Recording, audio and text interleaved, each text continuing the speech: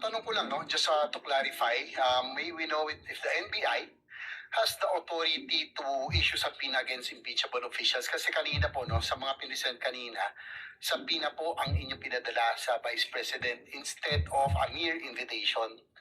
Yun lang po, clarify ko lang po. Yes, Your Honor. Under Republic Act 10867, the NBI has authority to issue subpoena. And as a matter of fact, the case involving the Vice President falls under Section 5, Paragraph G, which the NBI has primary jurisdiction to undertake investigation, Your Honor.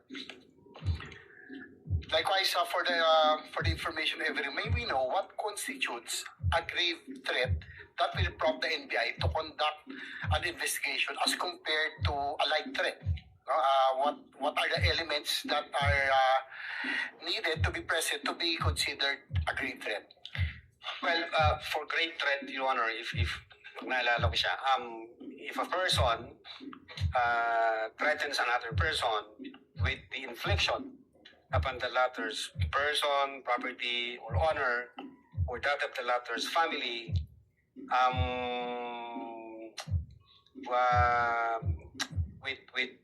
with a wrong or with any wrong amounting to a crime, if that threat is with condition or without condition, or with involved with monetary consideration, yun po, Your Honor, yung kabuuan nung sa grave So threat. yung grave threat po, may condition or wala The condition? crime of grave threat, Your Honor, can be committed with or without condition. With or without condition. So as an investigator, have you ever investigated and filed a complaint for grave threats apart from this one? Again, Your Honor? As an investigator, have you filed any case or investigated and filed a case for grave threats against anyone aside from this, excluding this one? Yeah, I think nag-start po kasi ako as counter-terrorism and then organized crime group and then cybercrime.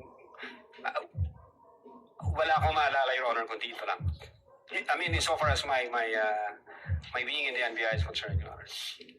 So ito lamang yung ito pala yung kaso na naimbestigahan nyo concerning grave threats, you know? I think yung iba, may mga naimbestigahan, Your Honor, pero again, sabi ko, yung sa sarili ko po, yung experience ko from counter-terrorism hanggang sa organized transnational crime group, hanggang sa cybercrime division, ang naalala ko lang, Your Honor, kasi matagal na ho yun kung ano yung nasa record. I think itong grave threats na to is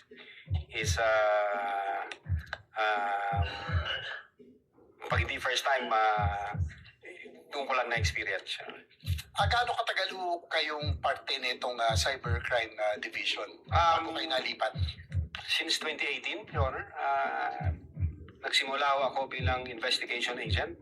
And then 2022, I was designated as Chief of the Digital Forensic Laboratory Division, and in 2023, designated as Chief of the Cybercrime Division, sir. So more than 5 years kayong nandito sa Cybercrime Division ng NBI? Opo. That's all, Mr. Presiding Officer. Thank you.